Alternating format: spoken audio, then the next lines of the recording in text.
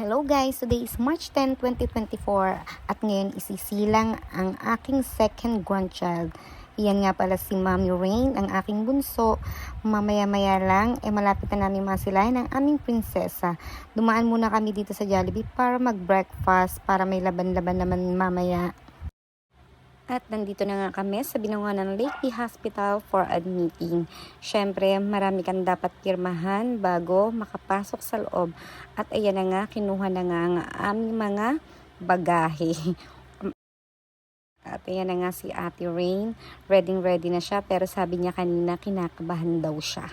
At nandito kami sa 3rd floor sa 301. Ang kinuha nga pala naming room ay regular private room. Sakto lang naman yung laki niya. Ang kagandahan lang sa hospital na to is yung malinis talaga yung facilities niya. At ayun nga, meron siyang maliit na TV at meron din siyang mini ref. Waiting na lang sa oras. And welcome, baby Gab-Gab! Napakagandang bata at napakalaki, 3.8.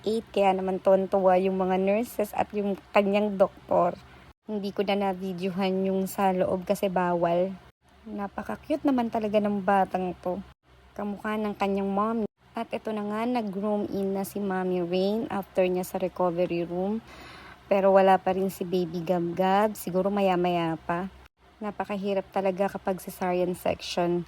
Naalala ko noon, ako din, na-experience ko yan nung naoperahan ako. Sobrang hirap. Medyo matagal yung healing niya. Mabuti na lang at nandito si Mama para gabayan at alalayan siya. Kaya sa ngayon, si Mama muna ang mag-aalaga kay baby Gab-Gab. At ayan na nga ang aming baby Gab-Gab. So cute talaga ng batang to. Nakakagigil. Ang sarap kaagatin sa pisngi. Kamukhang kamukha ng kanyang mommy at ng kanyang daday. At syempre, ang kanyang proud mamay. Tignan nyo naman, napaka-cute. Pa-smile-smile na lang. Super cute. Kaya sulit talaga ang pag-aalaga sa batang to.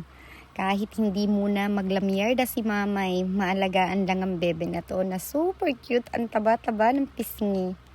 Mabuti na lang at si mamay niya ay nag-aral ng pagiging caregiver, kaya naman mas maaalagaan kita ng super safe na safe yan kay mamay niya. At yan nga pala, kinuhanan siya ng sugar kasi baka mataas ang sugar niya dahil sa sobrang laki nga niya. Pero mabuti na lang at okay naman yung mga test niya. Nakaawa talaga ang mga babies kapag tinuturukan ng karayom.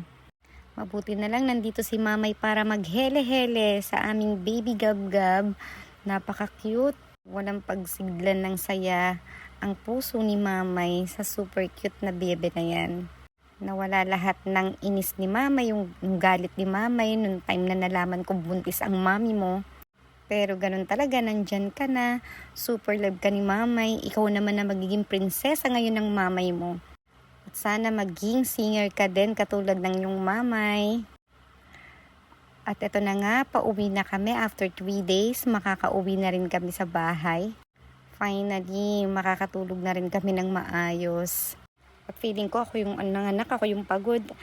At eto na nga, bye!